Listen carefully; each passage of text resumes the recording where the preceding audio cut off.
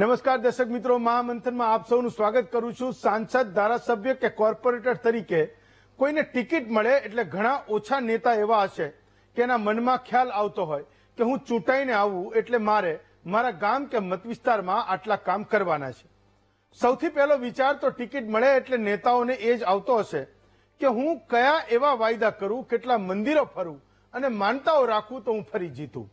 ચૂંટણી વખતે ઘરે ઘરે મત માંગવા જતા નેતાઓ વાયદાઓ તો ઘણા કરે છે, પણ જીત્યા પછી એ નેતાઓ વર્ષો સુધી એ ગલી મહોલ્લામાં પણ ફરકતા નથી, એવો જનતાનો રોષ છે। પ્રજા વારંવાર ફરિયાદ કરતી રહે છે, ધારાસભ્યોની કચેરીના ધક્કા ખાઈને ચપ્પલ ઘસાઈ જાય, પણ વાયદાઓ આપીને મતદારોને ખેંચાતા એ નેતાઓ જીત્યા પછી વાયદાઓ સરળતાથી ભૂલી જાય છે। પ્રજાની રજૂઆત કદાચ ધારાસભ્ય સાંભળી લે તો ધારાસભ્યોની ફરિયાદ હોય કે અધિકારીઓ સાંભળતા નથી। છેલ્લે પીડા ભોગવે પ્રજા। વાત કરવી છે ટંકારા અને અમદાવાદના નરોડા મત વિસ્તારની। બંને વિસ્તારમાં પ્રજાનો પારો એવો છટક્યો કે નેતાની ઓફિસે બહાર જ એમણે પ્રદર્શન ચાલુ કરી દીધા। ટંકારામાં ધારાસભ્યનો જન્મદિવસ હતો અને લોકોએ ટોણો માર્યો કે પોતાની ઉંમર ધારાસભ્યને લાગી જાય, જેથી ધારાસભ્ય વધારે જીવે અને એસી કેબિનનો આનંદ લઈ શકે। નરોડાના ધારાસભ્યની સામે પણ ડ્રેનેજની સમસ્યાના કારણે લોકોનો ગુસ્સો સાતમા આસમાને દેખાયો। લોકોનું કહેવું છે કે રજૂઆતો કરીને થાક્યા છતાં કોઈ સમાધાન આવતું નથી। ત્યારે અહીંયા મુદ્દો એ છે કે નેતાઓ પ્રજાને કરેલા વાયદાઓ ચૂંટાયા પછી ભૂલી જાય છે કે કેમ, અને ધારાસભ્યો સામે પ્રજાનું દર્દ એ આખરે છલકાતું કેમ જાય છે, આજના મહામંથનમાં ચર્ચીશું।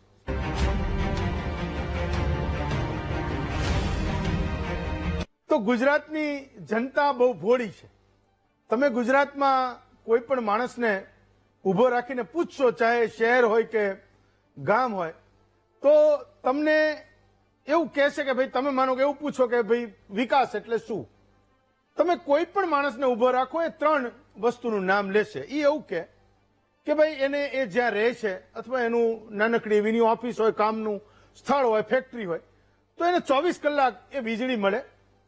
બીજો મુદ્દો એનો એ હોય કે એને કામ ધંધાના સ્થળે ક્યાંક જવાનું થાય, ઘરથી ઓફિસ જવાનું થાય, અથવા તો ગામના લોકોને પણ શહેરમાં કોઈ હટાણું કરવા જવાનું થાય, કે કોઈને દવાખાને જવાનું થાય, કોઈ શિક્ષણ કાર્ય કરતું હોય, અપડાઉન કરતું હોય, એ વિદ્યાર્થીઓ હોય તો રસ્તા એમ કે સારા જોઈએ। બીજો મુદ્દો એ હોય। અને ત્રીજો મુદ્દો એવો હોય કે એના નળમાંથી એ પાણી આવતું રહે, એના ગલી મોહલ્લા એની સાફ સફાઈ રહે, એને ગટરોની દુર્ગંધથી પીડાવું ના પડે।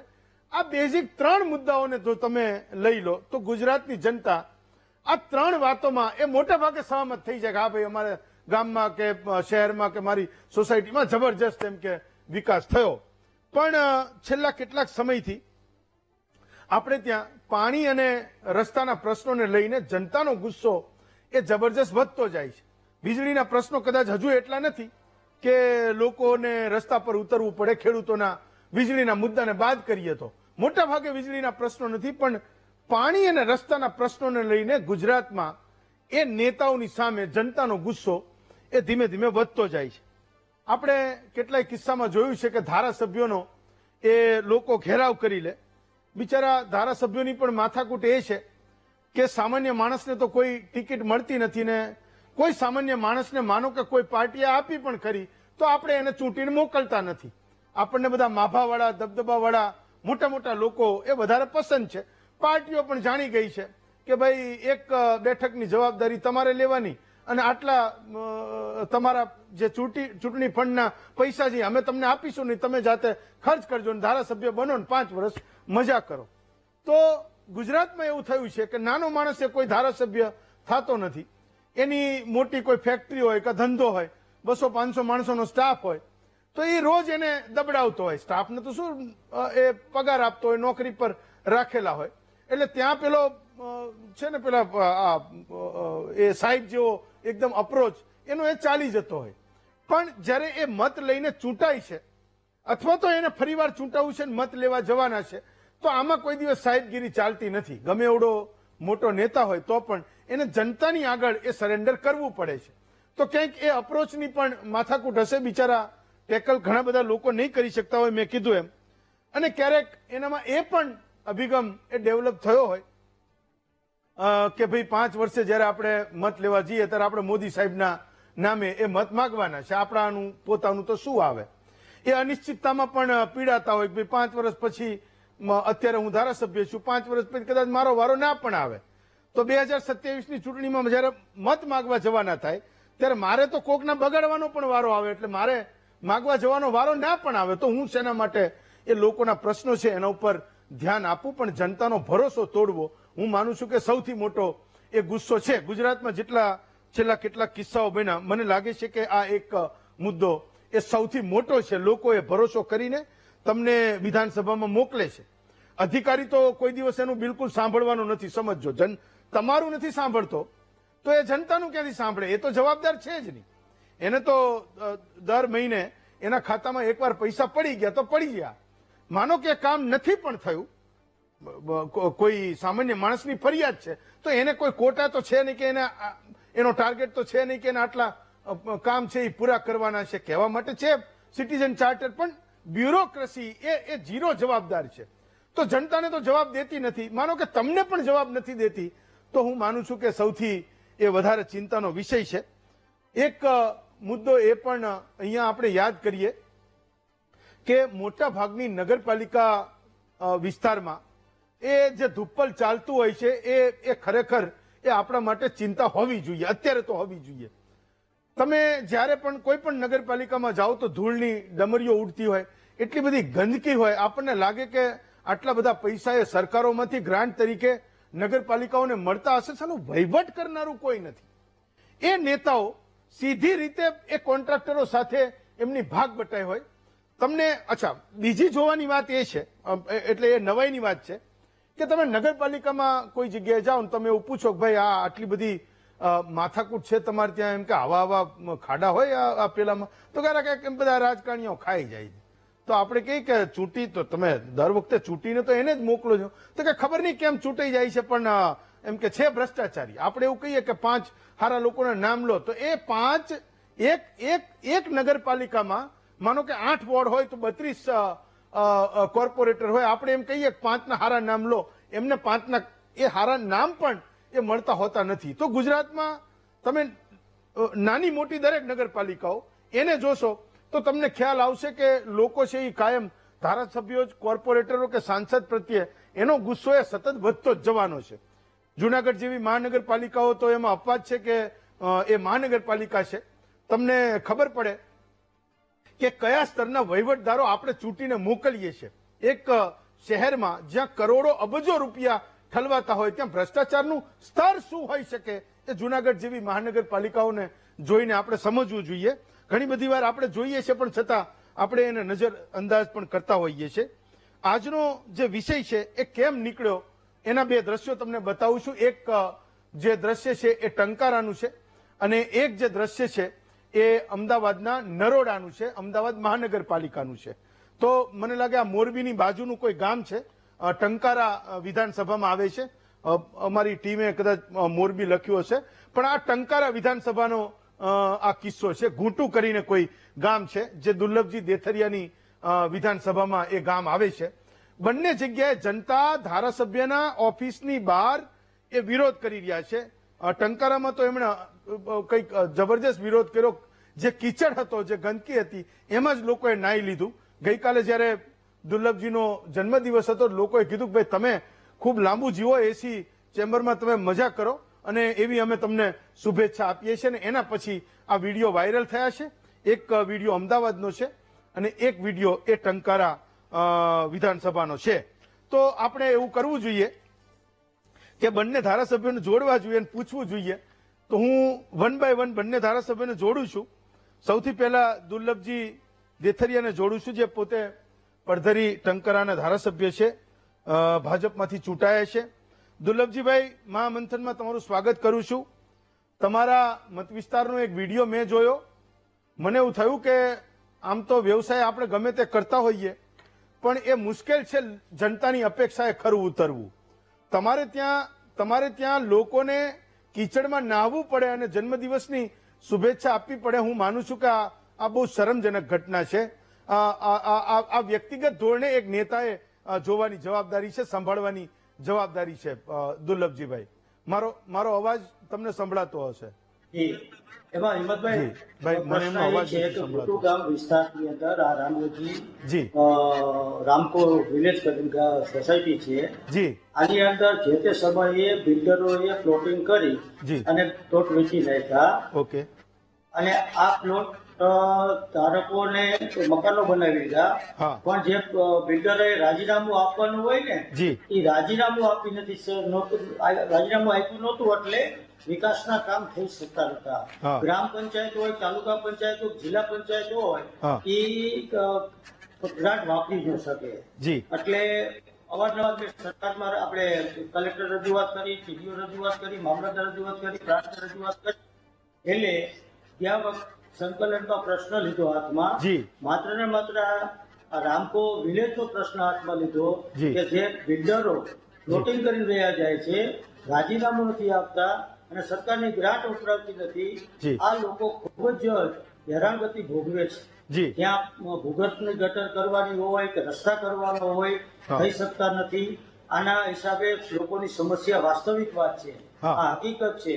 લોકોની સમસ્યા દૂર કરવી એ અમારી ફરજમાં છે. હા. એટલે એનું રાજીનામું હમણાં અઠવાડિયા પહેલા અપાણો અને આજે જ મેં ભાઈ આપણા 5 લાખ રૂપિયાની ભૂગર્ભ ગટરની ગ્રાન્ટ ફાળવી છે અને હજી આવતા દિવસોમાં તાલુકા પંચાયત, જિલ્લા પંચાયતનું 200 ગટરમાંથી ભૂગર્ભ ગટર પેલા પ્રાથમિક સુવિધા પૂરી કરી અને પછી દુર્લભજીભાઈ, મેં તો 3 દિવસ પહેલા એ સ્ક્રીનશોટ પણ જોયા જે તમારા નામે ફરતા હતા કે અમે દુર્લભજીભાઈને, અમારા નેતાને, અમારા ધારાસભ્યને આટલા ફોન કર્યા પણ કોઈ ફોન ઉપાડનારું નથી.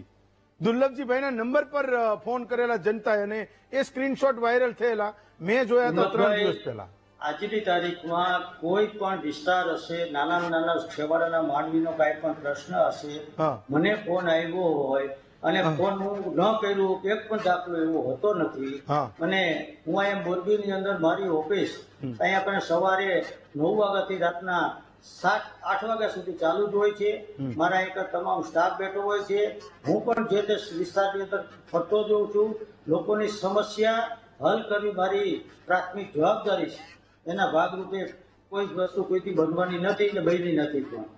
પણ વિષય એક હા હિંમતભાઈ, હા, વિષય એક જ બરોબર. હતો કે આ ટેકનિકલી પ્રશ્ન હતો, હા. જે આ વહીવટી ગૂંચવણ હતી એ દૂર કરવી પડે એમ હતી અને જય સંકલનની અંદર આ પ્રશ્ન ઉપાડી અને આપણે પૂરું કર્યું અને અત્યારે હવે એની કામ ચાલુ થઈ જશે. આવું બને ને દુર્લભજીભાઈ, એટલે મોટા ભાગના લોકો એવું કે અધિકારીઓ એમ કે અમારું માનતા નથી. એવું તો નથી ને કે તમારું અધિકારીઓ માનતા નથી, તમે કીધું હોય પણ કામ ના કરતા હોય. નહીં, વાસ્તવિક વાત તમને કહું છું ને કે જે તે બિલ્ડરો પોતાના સ્વાર્થ માટે પોતે પ્લોટિંગ કરી વેચી ગયા છે. હા જે પ્રાથમિક સુવિધા ભૂગર્ભ હોય, લાઇટ હોય, પાણી હોય, રસ્તા હોય કરીને જવું પડે એ કર્યા વિના ચાલીને રહ્યા જાય અને પછી જે રહેવાસી લોકો હોય એને હેરાનગતિ ભોગવવી પડે. આના મુદ્દા ઉપર આખા જિલ્લાનો પ્રશ્ન મેં સંકલનમાં મૂકી અને વહેલી તકે આ તમામ મોરબી જિલ્લાના કોઈ પણ બિલ્ડરોએ રાજીનામા ન આપ્યા, તાત્કાલિક રાજીનામા અપાવો અને એના સરકારની પુષ્કળ ગ્રાન્ટ આવે છે. એટલે આ લોકોની સુખ સુવિધા માટે એક મુદ્દો ધારાસભ્યો એ પણ કહેતા હોય છે કે આમાં અમારા લોકો જેમ કે અમને પરેશાન કરે છે. એવું નથી ને કે તમારા લોકો જ બધી મસાલો પકડીને તમારી ઓફિસે કોઈ જો એક વાસ્તવિક વાત છે, લોકોની સમસ્યા છે, લોકોની સમસ્યા છે તો નજર છે. પછી કોઈની ઉપર દોષનો ટુકડો દેવો એ મારા માટે યોગ્ય નથી. ઓકે, બરોબર છે. જે સુવિધા નથી મળી એનું કારણ તમને મેં બેન બતાવી દીધું.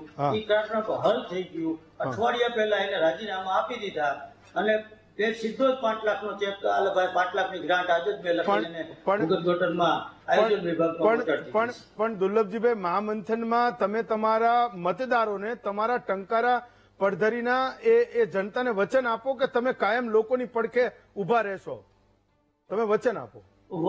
હિંમતભાઈ, મારું કાયમ માટે તમામનો એક જ હું કહું છું કે હું કાર્યકર્તા તરીકે છું, ધારાસભ્ય તરીકે નથી. એક નાનામાં નાનો માણસ મારી પાસે આવી ને ગમે ત્યારે મને મારી પાસે કામ માંગે, કોઈ સમસ્યા હોય હલ કરવાનું કહી શકે, આટલી સરળતાથી મારી પાસે આવી શકે એવી મેં વ્યવસ્થા કરી છે. ને કોઈ પણ પ્રાથમિક સુવિધા એમાં ભાઈ ભૂગર્ભ હોય, પાણી હોય કે લાઇટ હોય કે પછી રસ્તાનો તો પ્રશ્ન હોય એ ધીરે ધીરે, કારણ કે મોટો વિસ્તાર હોય, મોટા વિસ્તારની અંદર અત્યારે સિટીની બાજુમાં ઘણી સોસાયટીઓ બની ગઈ છે. આ સોસાયટીના પ્રશ્ન સ્વાભાવિક છે કે બાજુના ગામડાઓમાંથી, બાજુના તાલુકામાંથી મોરબી સિટીની નજીકના ગામમાં વસતા હોય એટલે એને સ્વાભાવિક છે એને જરૂરિયાત ઊભી થતી ઇન્ફ્રાસ્ટ્રક્ચરની. તો ધીરે ધીરે હલ કરવા માટે હું કાયમ માટે તત્પર છું ને તત્પર રહીશ. તો હું તો આભાર માનું છું કે તમારો ખૂબ ખૂબ આભાર. હું આભાર માનું, જનતા માનવી જોઈએ. વાતને દોરાવીને અમને ધ્યાને મૂક્યું અને વાતે આપી અને હર હંમેશા તમારે કાંઈ પણ હોય ત્યારે મને કાંઈ સમસ્યા હોય ત્યારે તમે કહી શકો છો. બને એટલી મારી મદદ હશે જ, એમાં કોઈ શંકા નથી. ખાલી ફોન ઉપાડજો, લોકો તો આવશે દુર્લભજીભાઈ. હું તમારો ખૂબ ખૂબ આભાર માનું છું, તમે મહામંથનમાં જોડાયા. હવે આપણે ડોક્ટર પાયલ કુકરાણીને જોડીએ, જેઓ અમદાવાદના નરોડાના એ ધારાસભ્ય છે. પાયલબેન, મહામંથનમાં હું આપનું સ્વાગત કરું છું. આપની ઓફિસે જે ધરણા પ્રદર્શન લોકોએ કર્યા, પણ મારો સવાલ એ હતો કે અમદાવાદ મહાનગરપાલિકા દર વર્ષે 15,000 કરોડનું બજેટ વાપરે છે. તમારી 5 વર્ષની ટર્મ પૂરી થશે ત્યાં સુધીમાં એકમાત્ર અમદાવાદમાં 75,000 કરોડ રૂપિયા એ વપરાયા હશે, અને છતાં પણ કોઈ વોર્ડમાં લોકોની પ્રાથમિક સુવિધા માટેના આ પ્રશ્નો છે. હું માનું છું કે આનાથી મોટી કોઈ શરમજનક વાત નથી કે લોકોએ ધારાસભ્યની ઓફિસે જઈને જવું પડે. પહેલા તો કહું કે આજે મારા ઓફિસે જેટલા બી લોકો આવ્યા હતા મારા વિસ્તારના જ હતા. એમાંથી એક વ્યક્તિ જે છે NSUI નું છે વ્યક્તિ, એમને અત્યારે આવનારા સમયમાં ઇલેક્શન આવવાની છે એના સંદર્ભે એને જે બી દેખાડો કરવો હતો એને કર્યો. પણ બાકીની જે જનતા છે, જે સામાન્ય રીતે એ લોકો બિચારા આયા મારી ઓફિસે બેઠા, એ લોકોએ સમસ્યા કીધી, સમસ્યા સાંભળીને તરત અમારા જે કોર્પોરેશનના અધિકારીઓ છે બધાને મેં સૂચિત કર્યા. એ લોકો અહીંયા આવ્યા, એ લોકો જોડે ગયા, રાઉન્ડ પર વિસ્તારમાં જઈને મને એની રિપોર્ટિંગ બી આપીને ટૂંક જ સમયમાં એ જે સમસ્યા છે એનું નિવારણ બી થઈ જશે.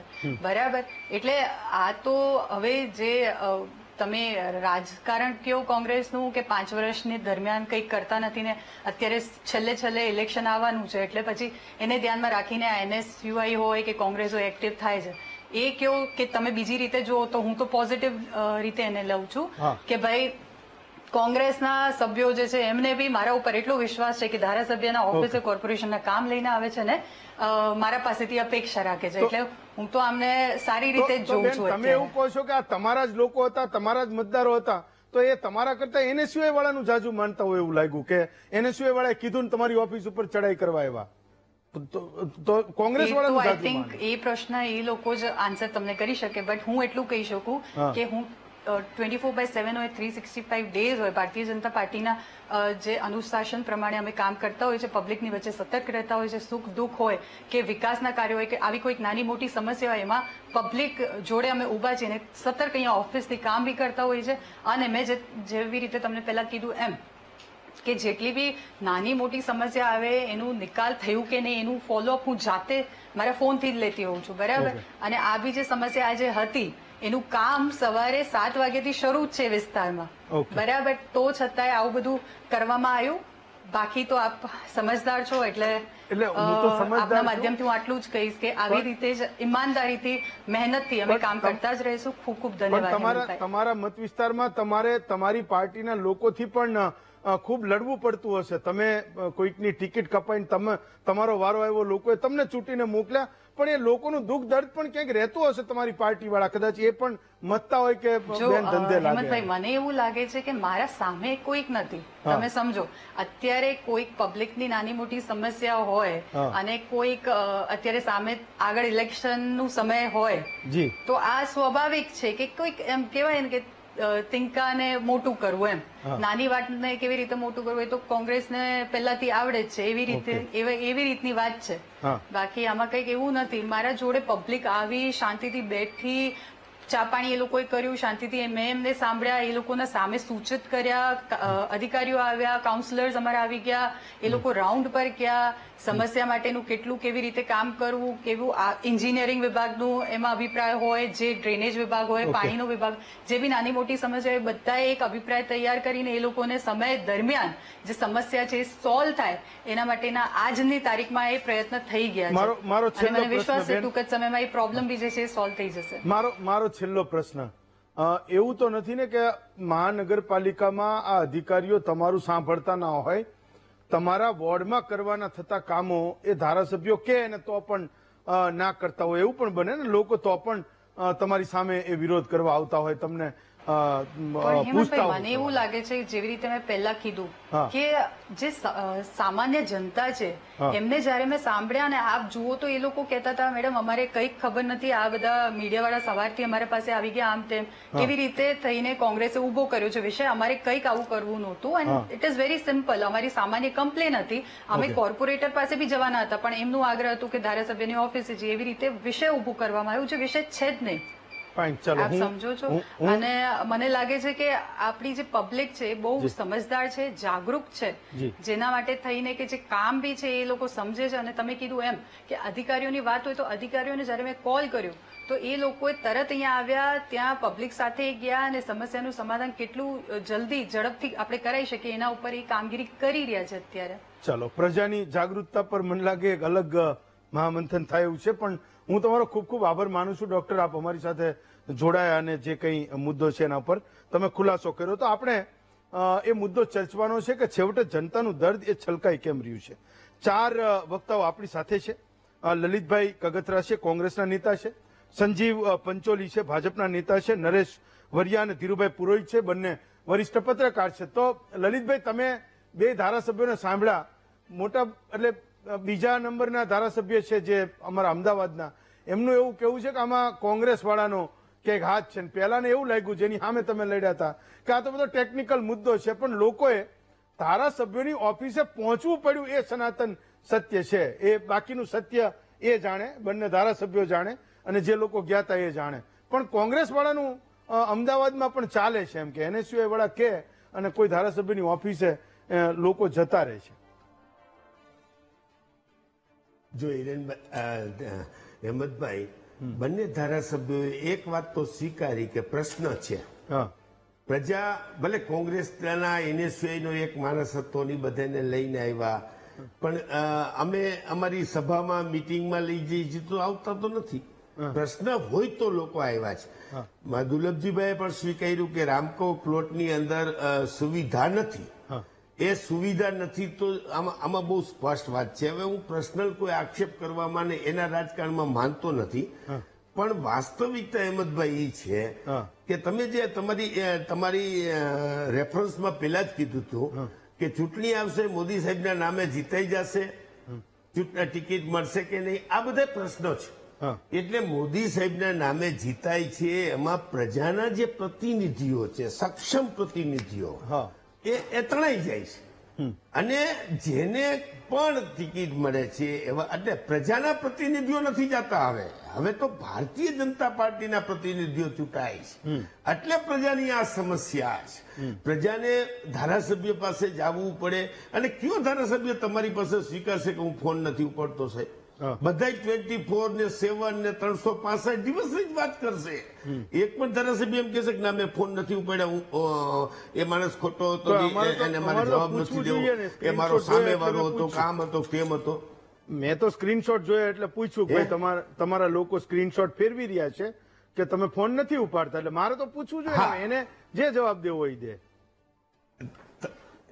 એ તમારો એટલે જ હું તમને કહું છું કે કોઈ પણ ધારાસભ્ય, લલિત હું ધારાસભ્ય હતો તો હું એમ કહું કે મેં ફોન નથી ઉપાડ્યા છે કે નથી ઉપાડ્યા, પ્રજા જાણે છે. એટલે વાસ્તવિકતા એ છે કે છેલ્લા 25 વર્ષથી આ હેમંતભાઈ ગુજરાતનું રાજકારણ જે પાયાના કાર્યકરો હતા, જે ધારાસભ્યો પ્રજાના પ્રતિનિધિ હતા, કરમસિંહભાઈ મકવાણાથી માંડી તમામ લોકોના નામ દઈ શકું કે જેના એક અવાજે કામ થતા અને એ જાણતા, પ્રજાનો મૂડ જાણતા, પ્રજાની સમસ્યાઓ જાણતા, એ ધારાસભ્યોનો અભાવ આજે ગુજરાતની જાહેર જીવનમાં દેખાય છે. અને બીજું હેમંતભાઈ, કોઈ પણ વ્યક્તિ આજે પ્રજા પણ જુએ છે કે આ ધારાસભ્યો કે આ લલિત કગથરા પાસે કાલ રોડ હતો ને આજ ગાડીઓ લઈને ફરે છે, તો પ્રજાને નથી ખબર પડતી. આજે નગરપાલિકાના જે એટલા બધા, જે તમે જુનાગઢની વાત કરી, તમામ નગરપાલિકામાં તમામ જગ્યાએ ભ્રષ્ટાચાર જાહેર જીવને હાવ આમ તમને કહું ને કે કોરી ખાધું નહીં, હાવ ભૂકો બોલાવી દીધો છે જાહેર જીવનનો, એવું કહું તો કઈ ના નહીં. એક પણ કામની અંદર રોડ તૂટી જાય છે. શું કામ સાહેબ? તમે આજે જે એના સ્ટાન્ડર્ડ લેવલનું કોઈ અર્થતંત્ર નથી, કોઈ વ્યક્તિ નથી, ગામમાં ગટરના કામ થાય. યાર તમે આજે પંચાયતના, હું તો જાહેરમાં કહેતા અચકાતો નથી, સરપંચોને પણ ગ્રાન્ટ લેવામાં કમિશન દેવું પડતું હોય એ પરિસ્થિતિ આજે બધી 100% થઈ ગઈ છે, એવું કહું તો કઈ ખોટું નથી હેમંતભાઈ. ઓકે. એટલે સવાલ અહીંયા આવ્યો કે વ્યક્તિ આધારિત જે જાહેર જીવન હતું, પ્રતિનિધિ આધારિત જે જાહેર જીવન હતું, એ સિમ્બોલિક આધારિત થઈ ગયું છે. એટલે સિમ્બોલિક લોકો ચૂંટાઈને એમાં તમને પ્રજાનું પ્રતિનિધિત્વ ન દેખાય, પાર્ટીનું પ્રતિનિધિત્વ 100% દેખાય, એવી પરિસ્થિતિ આજે સમગ્ર ગુજરાતની છે. એના હિસાબે પ્રજા પીસાય છે, લોકોના પ્રશ્નો હલ નથી થતા. તમે 2 પ્રશ્નો બધાને બહુ સારી રીતે પૂછ્યા કે તમારું અધિકારીઓ માને છે. સાહેબ, આજે અધિકારીનું જ શાસન છે. ધારાસભ્યો અવાજ કરે, હું કોઈ પર્ટિક્યુલર 1-2 વ્યક્તિની કોઈની વાત નથી કરતો. તમે બધા જી હા બોલો, તમે તમારી વાત પૂરી. જી હેમંતભાઈ, તમારી વાત પૂરી કરો. જે તમે આજે 1-2 વ્યક્તિની વાત નથી કરતો, પણ સમગ્ર ગુજરાતમાં અવારનવાર આપણે સાંભળીએ છીએ કે અધિકારીઓ અમારું માનતા નથી, અધિકારીઓ મન ફળે એમ કરે છે. કારણ કે અધિકારી આધારિત આ રાજકારણ અત્યારનું વહીવટ તંત્ર થઈ ગયું છે. એ ડિસિઝન પાવર, જે લોકો કહેવાય ને કે એક ઝાટકે અવાજ કરી શકે કે ભાઈ તારા બાપની સરકાર, મારા બાપની સરકાર, આ સરકારમાં હું કવે થાય, એ જે અવાજ, એ જે કોન્ફિડન્સનો અભાવ અને પ્રશ્નની સમજનો. જો આજે દુર્લભજીભાઈ તમે જે વાત કરી કે જે માણસે પ્લોટની અંદર સોંપ્યા નહોતા, કોણ હતો પ્લોટ કરવા વાળો? કોંગ્રેસનો કોઈ નેતા હતો?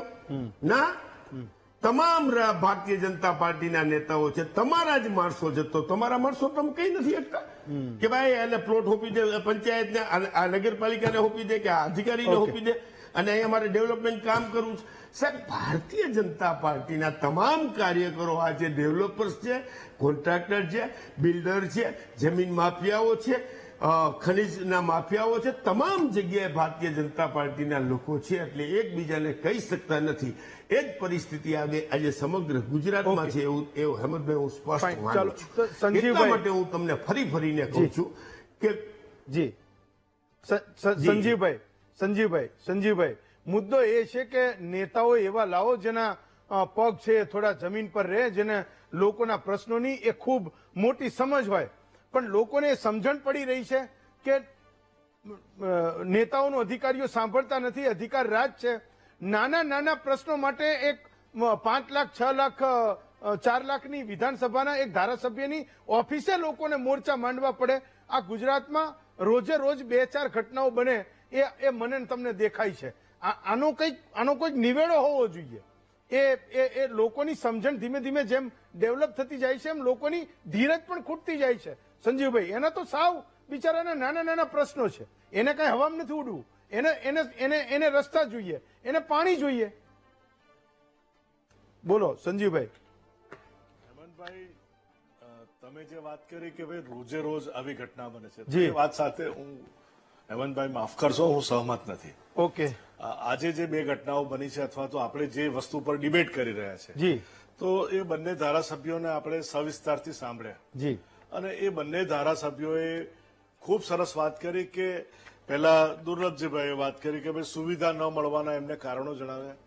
અને સ્વાભાવિક છે કે હમણાં ખૂબ વરસાદ પડ્યો છે, અને જેને કારણે ક્યાંક રસ્તાની પરિસ્થિતિમાં ક્યાંક તકલીફ થઈ છે, અથવા તો ક્યાંક ગટરના પાણીમાં કે કોઈક જગ્યાએ આવી તકલીફો થઈ છે. અને સ્વાભાવિક છે કે આટલો બધો વરસાદ અને હજુય ન રોકાયો, 8 તારીખે હજુ ફરીવાર વાવાઝોડું આવવાનું છે. એટલે અત્યારે પરિસ્થિતિ જે છે એમાંથી આપણે બહાર નીકળવાનો પ્રયત્ન કરી રહ્યા છે. અને બીજો મુદ્દો એવો છે કે સામે ઇલેક્શન આવી રહ્યું છે. જયારે ડોક્ટર પાયલબેને વાત કરી કે ભાઈ જે રીતના લોકો એમની ઓફિસે આવ્યા હતા, કોઈકની ઉશ્કેરણીથી આવ્યા હતા, પણ બધા શાંત થઈ સમૂહ સૂત્રું ઉતરીને બધા ચાલ્યા ગયા. અને બંને ધારાસભ્યોએ ખૂબ સરસ વાત કરી કે અમે વી આર 24/7 365 દિવસ એક કાર્યકર તરીકે કાર્ય કરવા માટે અમે કટિબદ્ધતા કેળવીએ છીએ. આજ સુધી કોંગ્રેસના કયા ધારાસભ્યએ આવી વાત કરી એ તમારા કોઈ પણ ડિબેટમાં કે ક્યાંય આપણે જોયું નથી. ભાઈ લલિતભાઈ બહુ સરસ વાત કરી રહ્યા છે, હા. પરંતુ લલિતભાઈનું હારનું કારણ જ એ છે હા. કે એમના કરેલા કામો અને એના કારણે જ એમને ત્યાંથી જાકારો મળ્યો છે. પર્સનલ નથી એ જવું સંમત સંજીવભાઈ. નહીં થાય વસ્તુ જુદી છે. સંજીવભાઈ ને હું આવું લલિતકાકા આવું જી. હવે સંજીવભાઈ, આમાં બિચારો ગુજરાતમાં આપણો વરસાદ તો કેટલો બધો મોટો ગુનેગાર કે રસ્તા તૂટી જાય તો કે વરસાદની પેટર્ન બદલાઈને એના કારણે એમ કે ગુજરાતના રસ્તા છે એ તૂટી ગયા. હવે અત્યારે તમે કહો કે હજી હમણાં વરસાદ પડ્યો તો અને પાણી ભરાઈ રહે તો એ તો બધું કાદવ કીચડ ને એ બધું થાય, કારણ કે હજી હમણાં જ એમ કે વરસાદ પડ્યો તો. આ નેતાઓ એ બહાર નીકળે તો ખબર પડે કે ગુજરાતમાં કેવો ખતરનાક તીખો તડકો પડે છે. 24 કલાકમાં તમારો મહાસાગર હુકવાડી દે. કોઈ શેરી મોહલ્લામાં પાણી રહેતું હશે, શું વાત કરો છો તમે? લોકો જાય બહાર જાય તો એને ખબર પડે. સંજીવભાઈ, હેમંતભાઈ, લોકો બહાર જતા જ હોય હા. અને જેમ તમે કે હું હા. કામ ધંધે ઘરની બહાર નીકળે છે એમ હા. ધારાસભ્યો પણ એમના વિસ્તારમાં ફરતા જ હોય અને એમને ખબર જ હોય. પરંતુ જે અંતરિયાળ રસ્તાઓ છે અથવા તો જે નાના રસ્તાઓ છે એના ફેલિયરનું કારણ મોટા ભાગે આપણે જાણીએ છીએ કે એનું જે આંતરિક પડ છે સબગ્રેડ ફેલ્યોર થાય છે, એના કારણે આ બધા ફેલ્યોર્સ થયા છે. પણ છતાંય અને તે છતાં સરકાર દ્વારા હંમેશા પ્રયત્નો છે કે ભાઈ એવા રસ્તા બનાવવા જોઈએ, એના સ્પેસિફિકેશનમાં સુધારા કરવા જોઈએ કે ભવિષ્યમાં આ રસ્તા ન તૂટે.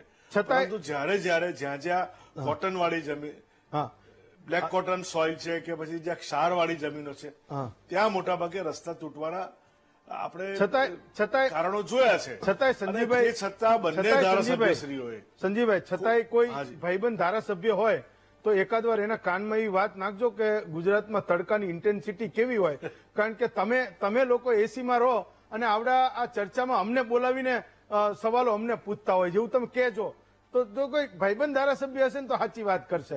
લલિતભાઈ, આવું એક આ બંને જર્નલિસ્ટો બધા જ- ટર્ન લઈ લઉં મારા પછી તમારું ઘણા ટર્ન છે. ફાઇન, હું સંજીવભાઈ તમારી પાસે પણ આવું. પણ ધીરુભાઈ, મેં તો આજે તમને જોડ્યા પણ હું બાય ડિફોલ્ટ મારા મગજમાંથી જુનાગઢ નીકળ્યું હતું કે નગરપાલિકા કરતા એની ખતરનાક હાલત છે.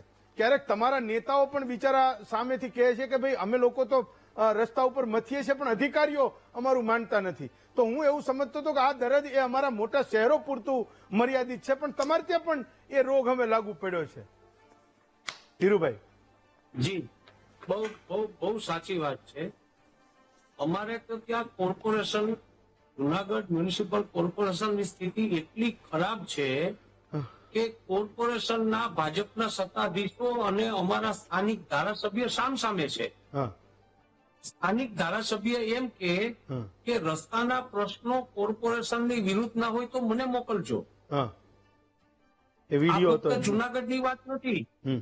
જુનાગઢ પછી અત્યારે નવું કોર્પોરેશન આવ્યું છે પોરબંદર, ગીર સોમનાથ એટલે કે પાટણ અને વેરાવળ અને નગરપાલિકાઓ જુનાગઢ જિલ્લા બધી જગ્યાઓ ઉપર કોર્પોરેશનોમાં, નગરપાલિકાઓમાં અને સરપંચોની કક્ષાએ ગ્રામ પંચાયત હા એટલી હદે ભ્રષ્ટાચાર વ્યાપ્યો છે. ભ્રષ્ટાચારની ફરિયાદ કરનારાઓ જી હું કોઈ સાંભળનારું નથી. જી કેટલી ખરાબ સ્થિતિ છે.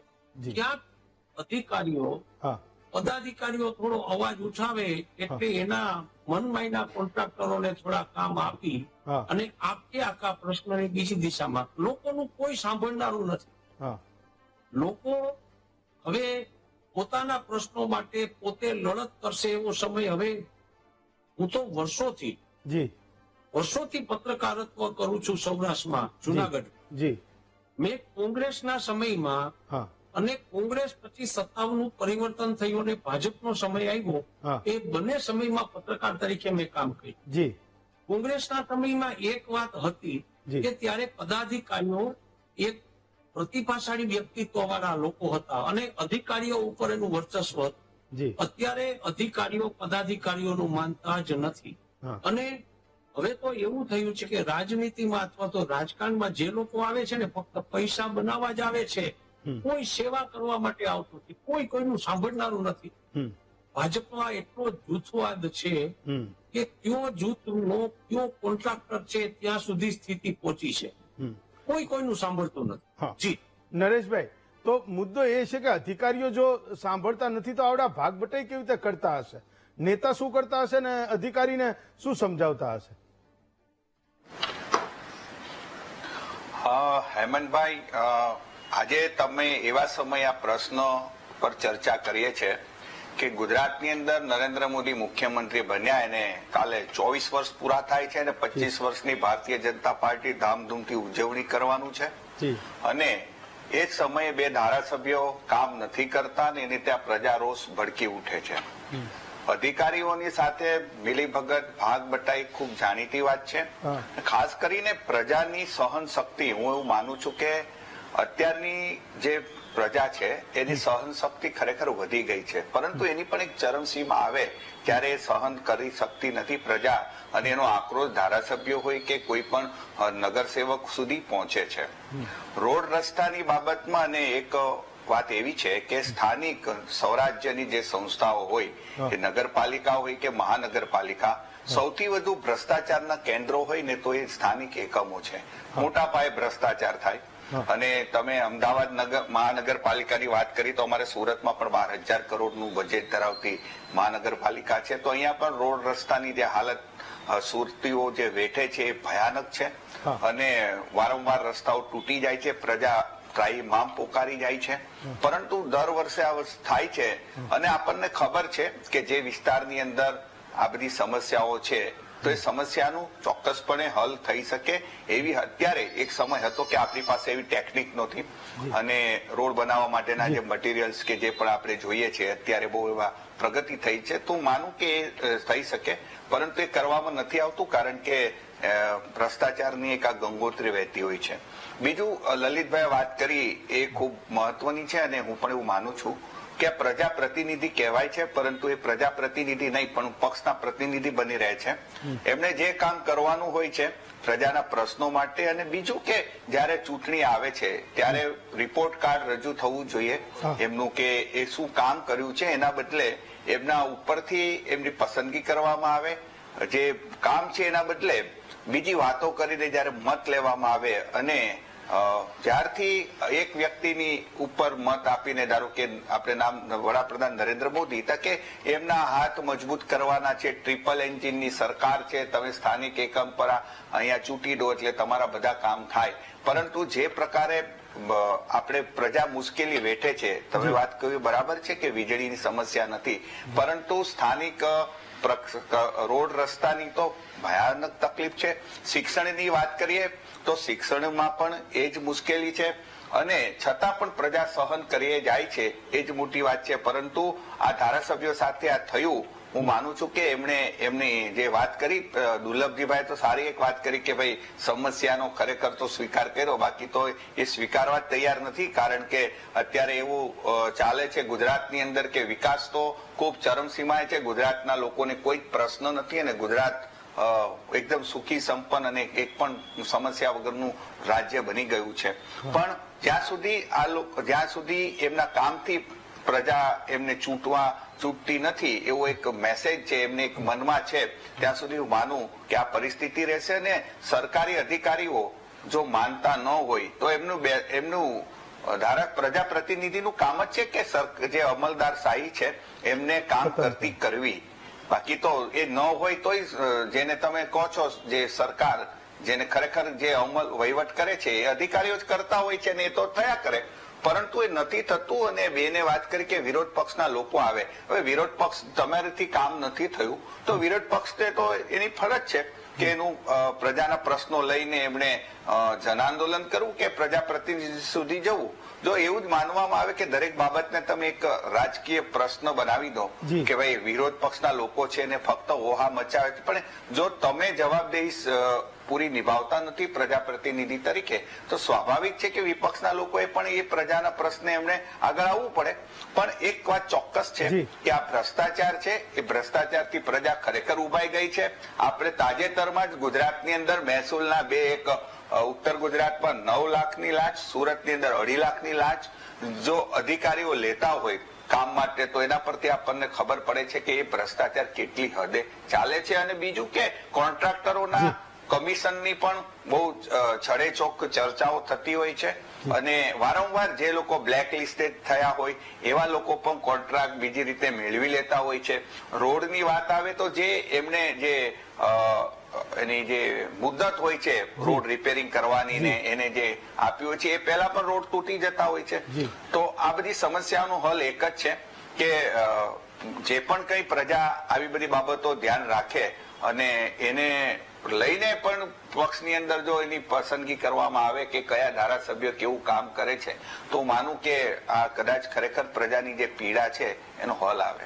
મને લાગે આપણા દેશમાં ખૂબ હોશિયાર લોકો છે, ખૂબ સારું સંશોધન કરી નાખે છે લોકો, એટલે નેતાઓ એવું ઈચ્છતા હશે કે કોઈક એવું ટોનિક કોઈ બનાવી દે, એ અધિકારીઓને એ પીવડાવી દે 5 વર્ષ દરમિયાન, એટલે એટલીસ્ટ જનતાના કામો કરે. બિચારા ખોટા તો નહીં જ બતાવતા હોય. હવે લોકોને ત્યાં સમસ્યા છે તો છે, લોકો બતાવે છે અને એ નેતાની કરવાની એની જવાબદારી છે, એનો વચન અને વાયદો છે.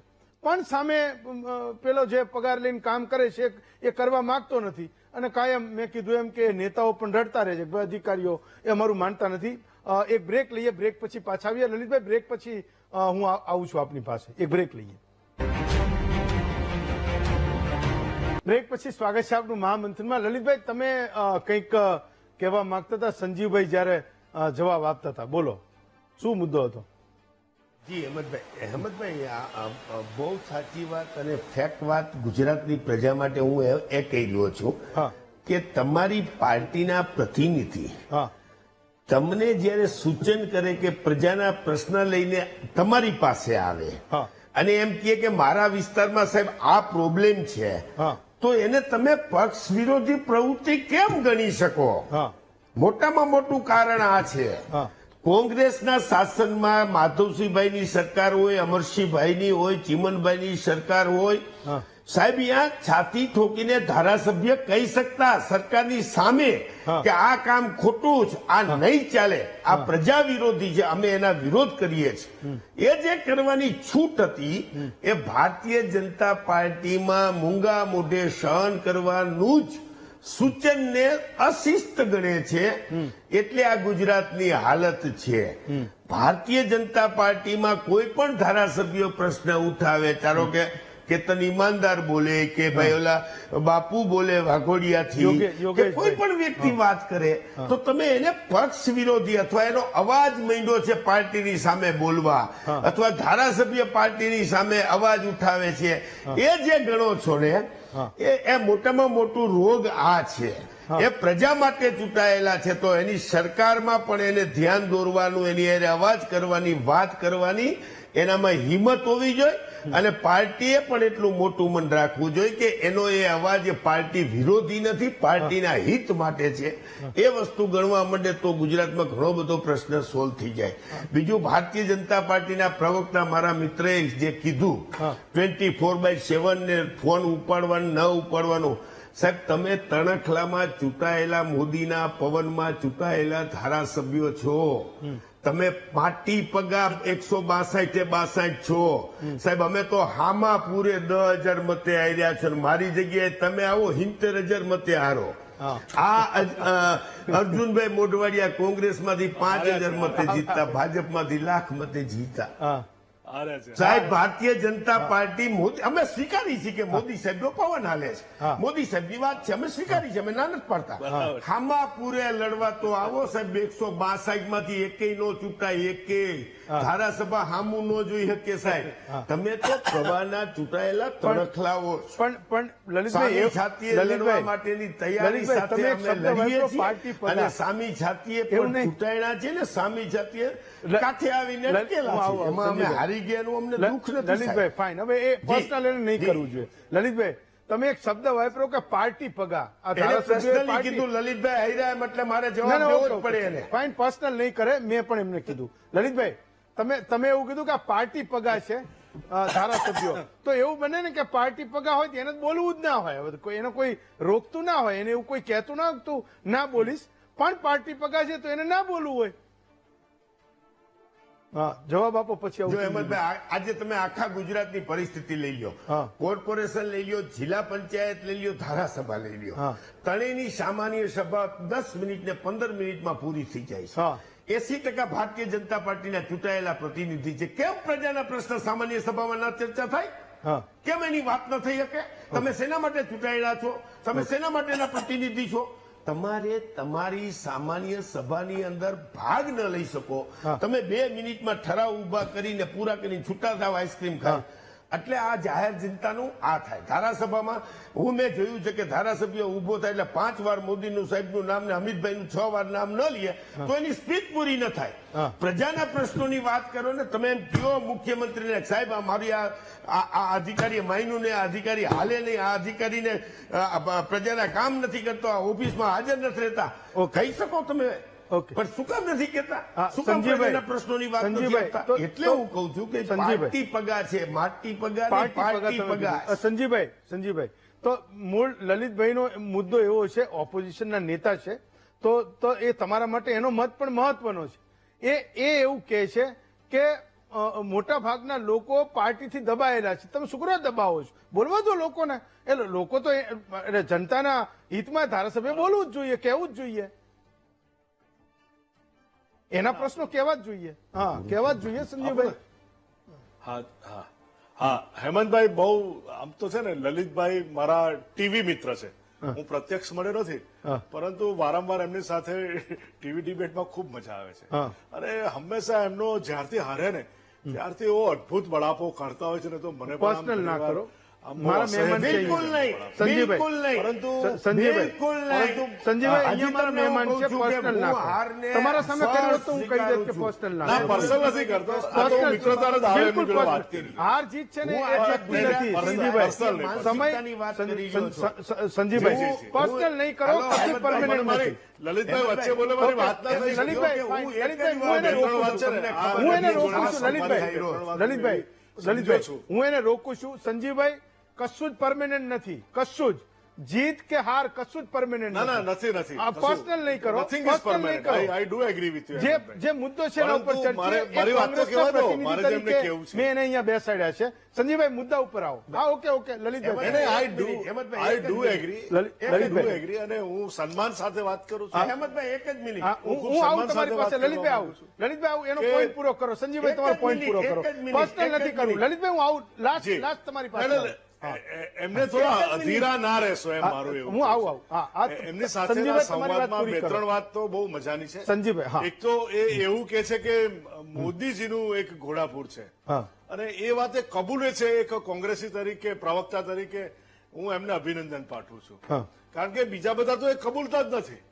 અને મારા ભાઈશ્રીએ જયારે આ વાત કબૂલી છે કે માનનીય મોદીજી એક એવો ચહેરો છે કે જે આખા હિન્દુસ્તાનમાં એમણે એક સારું નેતૃત્વ આપ્યું છે, કબૂલે છે. જરાય નહીં. મોદીનો એવું પણ કબૂલવામાં આવે છે ચહેરો નહીં કે ભાઈ વીજળીનો પ્રોબ્લેમ નથી, પરંતુ રોડ રસ્તા કે એટલે ઈ પવિત્ર ચહેરો છે હું જરાય નથી ચલો, કહેતો. fine. એની સામેના જે સારું ઉપાયો પાત્ર છે અને હું જરાય નથી વ્યવહારો કહેતો. છે એ પણ કયા રામાયણમાં રાવણે હાલતો, લલિતભાઈ. રામે હાલતો. ચલો, પોલિટિકલ મુદ્દો નહીં બનાવો. વિકાસ એ પ્લીઝ, હંમેશા લોકોનો મુદ્દો નિરંતર છે. ચાલતી પ્રક્રિયા છે ને આપણા દેશની આવડી બધી મોટી વસ્તીમાં કોઈ પણ કામ Okay. કોઈના પણ કરવા અને 365 ડેઝ બાય ચલો, 24 એ બાય 7 જવાબદાર બને એના માટે જ આ અભિનંદનને પાત્ર છે. અને હા. તમે કદાચ કોઈ કે નહીં કર્યા હોય એટલે નહીં ચૂંટાયા હોય, હું વ્યક્તિગત નામ ચલો, નથી લેતો, okay. પરંતુ લલિતભાઈ, ભારતીય જનતા last 30 second, પાર્ટીના okay. કાર્યકરો એક સૈનિકની જેમ કામ કરે છે ચલો, અને આવનારા okay. દિવસોમાં last પણ 30 કરશે second. એવી એક પ્રવક્તા તરીકે હું ખાતરી આપું છું. લલિતભાઈ લાસ્ટ 30 અને સેકન્ડ. લલિતભાઈને કઈ દુઃખ થયું હોય તો હું 2 હાથ જોડીને નહીં, માફી okay. પણ માંગુ. Lalitbhai last 30 second. લાસ્ટ 30. ના ડોન્ટ વરી, એમાં કોઈ દુઃખનો વાત જ નથી વડીલ. આપણે કોઈને પર્સનલી કઈ છે જ નહીં, પણ તમને ખબર નથી કે હું ચૂંટણી એક જ જીતો છું, બાકી હાથ હાર્યો છું. એટલે હારનું દુઃખ હોય તો અપક્ષમાંથી નહીં પાછો હાર્યા ને ઊભો રહો. કોંગ્રેસમાંથી નહીં હાર્યા. એટલે તમે પર્સનલી તમે તો પેલા મારો ઇતિહાસ જાણ્યો. હું 2002 થી હામા પરે ચૂંટણી લડતો આવું છું, એક જ જીતો. ચલો, fine. સંસદે આવ્યો છું, ધારાસભ્ય આવ્યો છું, એટલે હારનો ગમ નથી. હારીને થાકે આ લડવૈયા ના હોય. ઓકે, ચલો. તો કેદીનો તમારા ભેગો બેહી ગયો હોય. તમારા 25 જણા જ બોલાવવા આવે છે, પણ ચલો. તમારી પાસે આવવું નથી, તમારી સામે લડવું છે. મને- એ જનતા સાથે મને લડી. આ મુદ્દાને આપણે પર્સનલાઇઝ કોઈ નહીં કરવો જોઈએ. જીત અને હાથ તો બધું ચાલુ કરે. છેવટે સનાતન સત્ય જે ઊભું રહે છે ને એ છે કે જનતા એ નેતાઓ સરકારોમાં ભરોસો મૂકતી હોય છે, અને એ ભરોસા ઉપર દરેકે ખરું ઉતરવાનું છે. હું માનું છું કે જ્યારે આપણને એવું લાગે કે એ નેતાઓ જનતાના ભરોસાથી ખરા નથી ઉતરતા, ત્યારે આપણે અહીંયા આવીને 5 સવાલો પૂછવા. આજે મને રજા આપશો. હું તમામ વક્તાઓ લલિતભાઈ, સંજીવભાઈ, નરેશભાઈ અને ધીરુભાઈ ચારેયનો ખૂબ ખૂબ આભાર માનું છું. આવતીકાલે વધુ એક નવા વિષય સાથે ફરી મળીશું. આજે રજા આપશો.